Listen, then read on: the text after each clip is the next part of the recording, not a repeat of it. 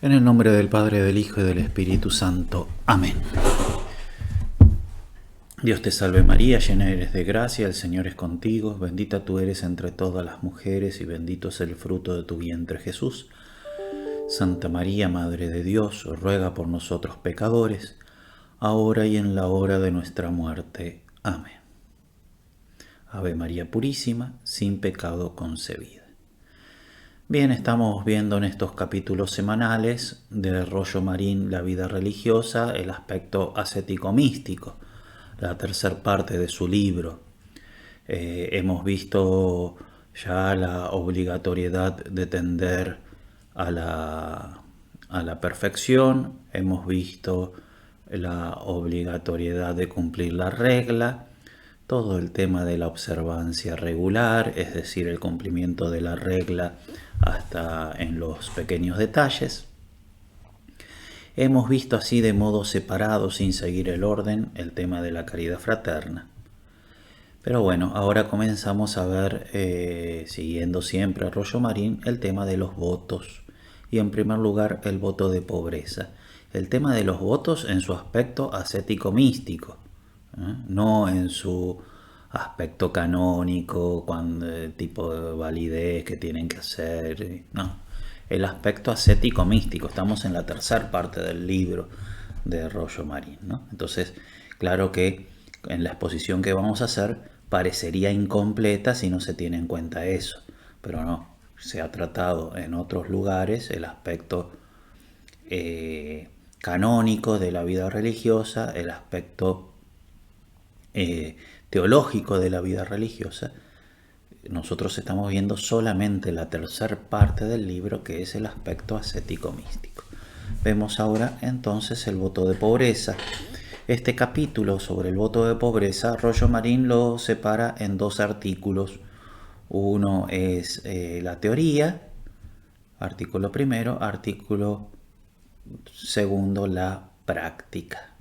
Vemos entonces en el día de hoy la teoría en su dimensión del voto de pobreza, en su dimensión ascético-mística. Vemos entonces la pobreza, la primera parte, la teoría. A modo de introducción, Cristo es ejemplo de pobreza. La pobreza evangélica está fundada en el ejemplo de Jesucristo, que siendo rico se hizo pobre por amor nuestro, para que fuésemos ricos por su pobreza. San Pablo a los Corintios. Además de ser ejemplo que Cristo nos da, Cristo nos pide que la practiquemos. Bienaventurados los pobres de espíritu, porque de ellos es el reino de los cielos. Si quieres ser perfecto, vende cuanto tienes, dalo a los pobres, y tendrás un tesoro en los cielos. Y luego ven y sígueme. Bien, a modo de puntos, en primer lugar, la naturaleza de la pobreza. La pobreza como virtud consiste en el desapego de las cosas materiales. Esto vendría a ser la pobreza afectiva. Para llegar a la pobreza afectiva ayuda mucho la pobreza material, lo que se conoce como pobreza efectiva, el carecer de hecho de las cosas. La pobreza evangélica será entonces asumir voluntariamente la pobreza material para llegar fácilmente a la pobreza afectiva, que es la verdadera virtud, ¿no? La pobreza evangélica es una práctica que asume voluntariamente la pobreza material para llegar a la virtud, que es la pobreza afectiva. La práctica perfecta de la pobreza evangélica es fuente de virtudes, ¿no? Como veremos más adelante. Muchas virtudes nacen de la práctica de la pobreza evangélica. También es fuente de tranquilidad, de paz y de alegría. Posee además la pobreza evangélica un alto valor apostólico, sea para los compañeros de comunidad como para la gente de afuera que se ve llamada a abrazar este estilo de vida religioso gracias a la pobreza que practicamos. De la escena del joven rico se deduce los siguientes aspectos o los siguientes elementos o notas de la pobreza evangélica. En primer lugar, no se trata de un precepto necesario para salvarse, sino de un consejo de perfección. Si quieres, le dice Jesús al joven rico. Es un medio para adquirir la perfección, si quieres ser perfecto. Exige el despojo efectivo de las cosas materiales, de todas las riquezas. Si quieres ser perfecto, vende todo lo que tiene y dalo a los pobres. Y todo ello es con el fin de imitar y seguir a Cristo perfectamente. Luego ven y sígueme, le dice Jesús. La pobreza evangélica consiste, pues, esencialmente en la renuncia exterior y sobre todo en el desprendimiento interior de todo afecto a los bienes materiales, con el fin de seguir e imitar con la máxima perfección posible a Cristo pobre y alcanzar de este modo la plena perfección de la caridad. Bien, eso en cuanto a la naturaleza de la pobreza. En segundo lugar, la necesidad de esta pobreza evangélica.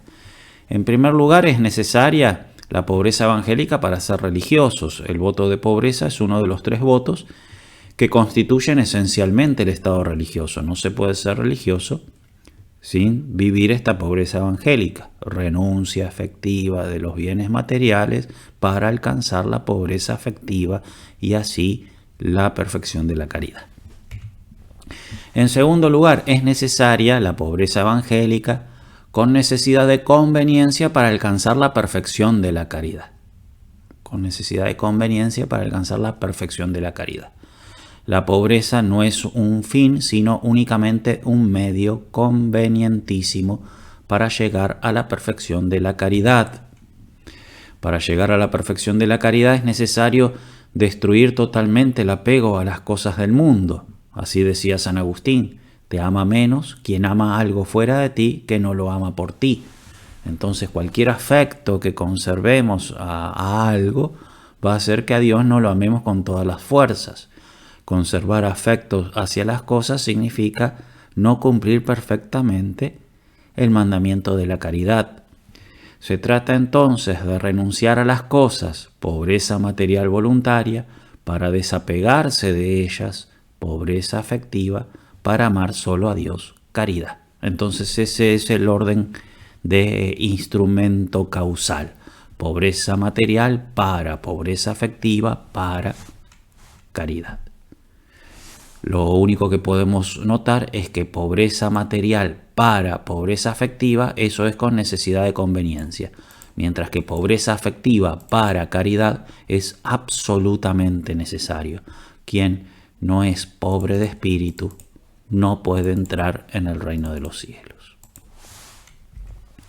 3 errores que se pueden cometer en la vida práctica. En primer lugar, renunciar voluntariamente a las cosas pero sin desapegarse de ellas. Porque dijimos pobreza material para pobreza afectiva, para caridad. Pero no piensen que con la mera pobreza material, aún asumida voluntariamente, ya se tiene la pobreza afectiva. Podés asumir voluntariamente una pobreza material y sin embargo seguir conservando el afecto a las cosas, porque ese asumir la pobreza no es hecho con amor, ¿no? Entonces el primer error es renunciar voluntariamente a las cosas, pero sin desapegarse de ellas. Son legión los religiosos que practican una pobreza puramente exterior, material, que nada o muy poco tiene que ver con la virtud, dice Rollo Marín.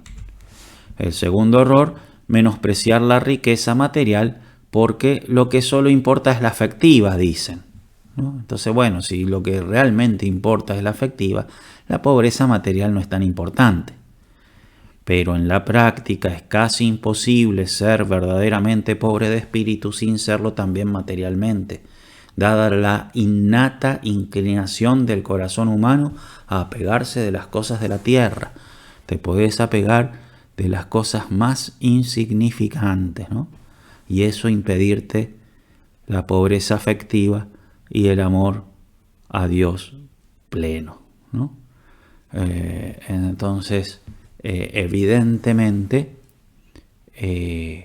no hay que cometer el error de menospreciar la riqueza material, ¿sí? Esta es la actitud propia del segundo binario, el que piensa romper con el afecto, pero sin romper con la cosa. Y en tercer lugar, no aprovechar la pobreza material para llegar a la afectiva.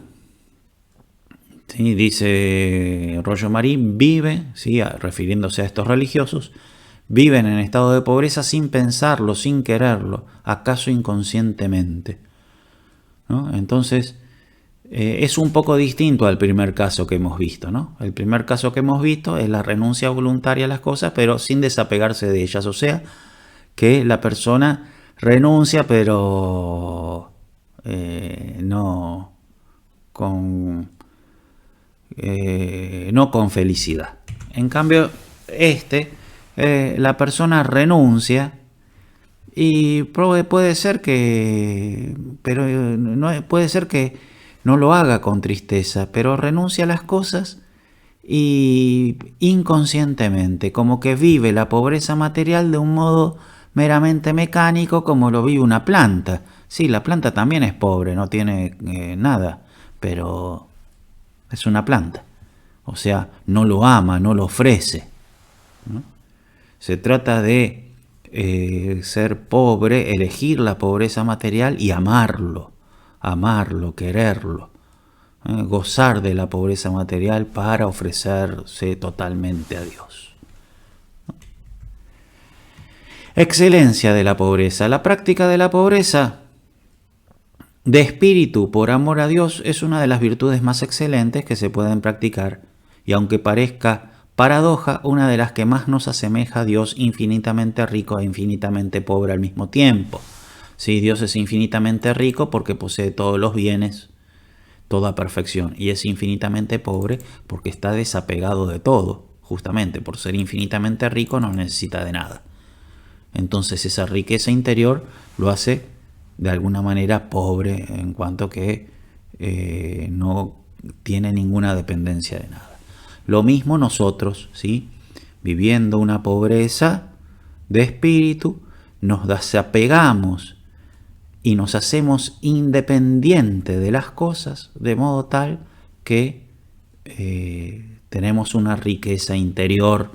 ¿Sí? Cuentan una anécdota de Saint-Exupéry, el autor del Principito, que lo querían sobornar para hacer un viaje en el avión de correo fuera de la trayectoria que él tenía que hacer, y dice que no lo iban a convencer con plata. ¿Por qué? Porque él era rico. Y no que era rico porque tenía mucha plata, sino que era rico porque la plata no le interesaba, ¿no? Entonces, ¿saben qué? A mí la plata me sobra, soy súper rico, porque la plata me sobra. ¿Y saben por qué me sobra? Porque no me interesa, ¿no? Entonces, es la riqueza que te da la pobreza, y es una riqueza similar a la riqueza de Dios. Ventajas, cuarto punto, ventajas de la pobreza. Es un culto incesante a la divina providencia, estás continuamente confiando en ella. Es una ayuda poderosa a la práctica de las virtudes teologales, te hace vivir de la fe, la pobreza, te hace tener esperanza, la pobreza, y te hace evidentemente vivir la caridad porque solamente amas a Dios. Fortalece la humildad, ¿no? Porque humilla ante el mundo desprecia a los pobres, entonces uno viviendo la pobreza se humilla. Es ejercicio de mortificación, porque es dolorosa la pobreza. Aumenta la libertad de espíritu, te haces independiente a todas las cosas, nos da el 100 por 1 en esta vida y después la vida eterna. Enemigos de la pobreza, en quinto lugar. La inclinación natural de poseer algo propio, ¿no? Nos apegamos a las cosas lo más mínimo que sea, ¿sí? El espíritu naturista que nos impulsa a seguir los criterios del mundo, o sea, el pensamiento meramente natural, sin fe, sin visión sobrenatural, que te lleva a asegurarte el porvenir, ¿no? A asegurarte el porvenir.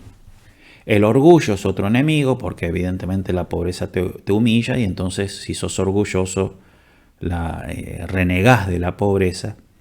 La propia comodidad porque evidentemente es penitencial el vivir la pobreza. Una deficiente formación en torno a la importancia de la pobreza religiosa y a su influencia decisiva en el camino de nuestra santificación. Muchos religiosos no son bien formados en este tema de la pobreza y no se dan cuenta la importancia radical que tiene la pobreza para llegar a la santificación. Otro enemigo de la pobreza es el mal ejemplo de nuestros compañeros, también el que nosotros le podemos dar a ellos, ¿no? El mal ejemplo en general, ¿sí? A veces entendido como mal ejemplo, muchas veces seguimos el mal ejemplo de los otros. Mirá, si yo voy a ser el único pobre de esta comunidad, si los otros faltan a la pobreza, yo también, ¿no? Entonces sé que es mal ejemplo el que me dan los otros, igual lo sigo, o a veces no, a veces los otros me dan mal ejemplo, o yo le doy mal ejemplo a los otros, y el que sigue el mal ejemplo no se da cuenta que es mal ejemplo, pero igual lo sigue y es mal ejemplo, ¿no? Así muchas veces en comunidades relajadas se arrastran los religiosos a perder las buenas costumbres. El desgobierno de los superiores que no corrigen las faltas de pobreza, ¿sí? La prosperidad material de muchas casas religiosas, ¿no? Casas religiosas que sin buscar la prosperidad material de hecho la tienen, porque le donan muchas cosas, porque tienen alguna entrada o algo, ¿sí? Rollo Marín pone ejemplo de comunidades de monjas que se dedican a la educación, que tienen escuelas y que tienen una prosperidad material, ¿sí? Puede pasar. O por donantes o por lo que sea, que tienen ya un cierto nivel. Por ejemplo, no están acostumbradas a pasar necesidad en ciertas cosas. Bien. Los falsos criterios en torno a la pobreza religiosa. El último enemigo que menciona Rollo Marín. En cuanto a estos falsos criterios en torno a la pobreza religiosa, Rollo Marín pone ejemplos de frases asesinas en contra de la pobreza religiosa. Por ejemplo, yo tengo voto de pobreza, pero no de miseria. Si mira, si voy a tomar sopa todos los días, eso es miserable. Y yo hice voto de pobreza, no de ser miserable. Una frase asesina. Hasta tal cantidad no se quebranta el voto en materia grave. Como hasta tal cantidad no es grave, entonces, ¿no? Conviene comprar cosas buenas porque a la larga lo barato sale caro, ¿sí? Y entonces, cuando vamos a comprar el auto, que sea un Mercedes. ¿Por qué? Porque dura más. Si te compras un Fitito, es capaz que se te rompe y es más caro. Entonces es más pobre tener un Mercedes. Es verdad que después lo termino cambiando cada 2 años, pero no sé para qué. Pero bueno, muchas veces es eso, ¿no? Se busca cosas, criterios humanos, ¿no? Otra frase asesina: me dan mal ejemplo los superiores. Que muchas veces es la excusa que pone, que los superiores no le dan mal ejemplo. Lo que pasa es que es normal que el superior necesite algún bien más que el súbdito, ¿no? Porque tiene un oficio en el cual ese bien material lo necesita. O puede pasar también que el superior le dé mal ejemplo, pero en caso de que sea así, él no lo tiene por qué seguir. Enemigos entonces contra la pobreza religiosa. Finalmente, pecados contra el voto y la virtud de la pobreza. Bien, hemos visto que la regla no obliga bajo pecado, pero los votos sí obligan bajo pecado. Y el pecado contra el voto de pobreza es grave de suyo, aunque admite parvedad de materia, ¿no? Como los 10 mandamientos del Decálogo son todos graves. No es que el 6º y el 9º es grave y mentir es leve, no. Todos son graves, ¿no? Pero hay algunos que admiten materia leve. Así el voto de pobreza, faltar contra el voto de pobreza es grave, aunque puede admitir materia leve. ¿Cuál es la materia grave? ¿Cuál es el límite entre materia leve y materia grave en el voto de pobreza? Normalmente se estima que la materia grave para la falta contra el voto de pobreza es similar a la materia grave para el pecado contra el séptimo mandamiento. Entonces, si vos robás una determinada cantidad de plata y eso es pecado venial, bueno, si faltás en ese bien contra el voto de pobreza es pecado venial. Pero si vos robás una determinada cantidad de plata y ya es pecado mortal, si vos faltás bajo el voto de pobreza en ese bien, ya es pecado mortal. Los moralistas hablan de un jornal de trabajo de un obrero, ¿no? Normalmente es pecado grave, yo robo y es pecado grave si le provoco un daño grave a la persona. Entonces si le robo 5 euros, poquitito, pero era lo que tenía para comer esa noche él, su mujer y su familia, porque se iban a comprar un paquete de fideo y con eso iban a comer todos, yo robé esos 5 euros y cometí un pecado mortal. Pero si el tipo es Bill Gates, ¿cuánto tengo que robarle para cometer un pecado mortal? No puedo robar de 10 millones de dólares y no se dio cuenta. Entonces no, independientemente del daño, del sufrimiento del prójimo, se considera pecado mortal el robo de un jornal del trabajo de un obrero, ¿no? O sea, lo que usa un obrero y su familia para vivir un día. Unos 50 euros podemos imaginar hoy en día acá en Italia, ¿no? Entonces, si la falta del voto de pobreza es con respecto a un bien de unos 50 euros, se puede pensar que es ya materia grave contra el voto de pobreza. Varios hurtos leves que constituyan cada uno de por sí falta venial contra el voto de pobreza no constituyen normalmente en conjunto un pecado grave, ¿no? Porque muchos pecados veniales no hacen un pecado mortal. A no ser que se trate de pequeños hurtos bastante próximos entre sí y cometidos con la intención de llegar a determinada cantidad de relativa importancia. Entonces el cajero de un supermercado que roba 2 euros todos los días, pero para llegar a 60 euros al fin de mes, está haciendo un pecado mortal, porque hay una especie de unidad psicológica en todos esos robos, de modo tal de que es como si fuese uno de 60. Entonces ya constituye materia grave, ¿no? Entonces, una persona que roba frecuentemente para llegar a una determinada cantidad grande, por más que esos robos frecuentes sean chicos, es materia grave.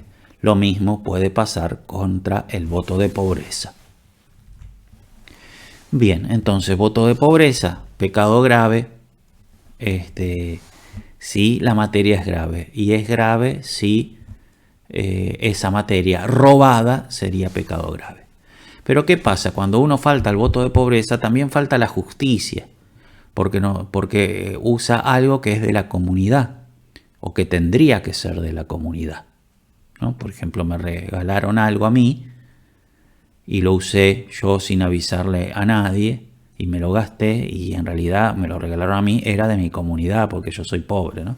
Entonces normalmente cuando yo falto al voto de pobreza, falto también a la justicia. Puede haber también pecado grave contra la justicia. Al quebrantar su voto de pobreza al religioso, peca también contra la justicia por violar el séptimo mandamiento, se lesiona en sus bienes a la comunidad o al prójimo. En este caso está obligado a restitución, ¿no? Hay que ver cómo lo hace, puesto que es pobre, ¿no? Entonces vos faltaste con el voto de pobreza a la justicia con tu comunidad, ¿cómo le devuelves a tu comunidad? Si sos pobre, bueno, hay que ver cómo se hace, pero se puede hacer siendo más generosa, ofreciéndote a trabajos que no te tocan o de alguna manera hacer una restitución, ¿no? Siempre oculta, ¿no? Siempre se dice que la restitución es oculta. Bueno, para pecar mortalmente contra la justicia, tratándose de los bienes de la comunidad, se requiere alguna cantidad mayor que la reputada como grave en un hurto o daño ordinario inferido a una persona extraña, ¿no? Entonces siempre se requiere algo mayor. Entonces, si robarle 50 euros a una persona es pecado grave, vos cuando faltás al voto de pobreza por 50 euros estás cometiendo pecado grave contra el voto de pobreza, estás cometiendo pecado grave contra el voto, contra la justicia, y normalmente no, porque para faltar a la justicia con tu comunidad tiene que ser una cantidad más grande, por diversos motivos, sea porque a la comunidad le afecta menos, si pertenezco a una comunidad de 200 personas, 50 euros ni se dan cuenta, porque normalmente a la comunidad le afecta menos, y también porque, dicen los moralistas, vos sos parte de la comunidad. Entonces, cuando yo le robo algo a la comunidad, de alguna manera, una de esas partes que estoy robando en realidad ya es mía. De modo tal de que la cantidad para faltar gravemente a la justicia tiene que ser más grande. ¿No? Entonces, eso es para ver si le agrega al pecado grave contra el voto una formalidad nueva de pecado grave contra la justicia. Bien, y listo, acá termina este rollo marín. Ahora una consideración personal que podemos hacer.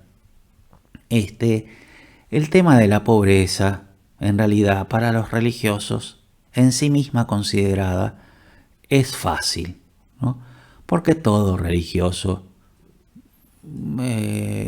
medianamente fervoroso se da cuenta que tiene que ser pobre y donar todo a Dios, ¿no? Entonces, el querer vivir la pobreza, salvo que el religioso esté relajado ya, pero el querer vivir la pobreza y realmente ser pobre y realmente sufrir la pobreza es común a todos los religiosos, ¿no?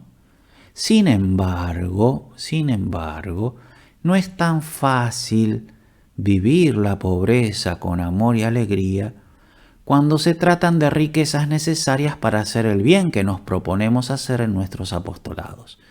Entonces, algunos autores dicen que particularmente a las religiosas, la pobreza no le cuesta tanto en cuanto al sufrimiento que significa para ellas, porque son normalmente generosas en el sufrir personal.